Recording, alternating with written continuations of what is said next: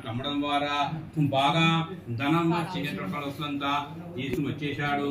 తన బంధువులను పిలిపించాడు. అక్కడ కూడా ప్రతి పౌర్ణమి ఎందును సత్యదేవుని వ్రతాన్ని చేస్తూ పోతున్నాడు.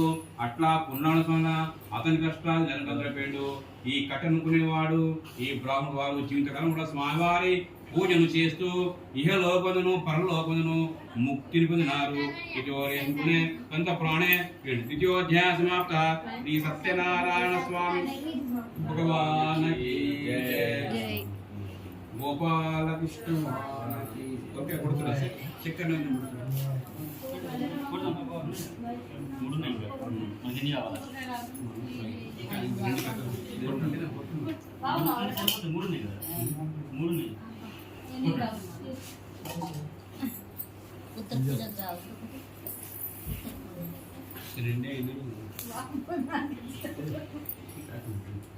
Apa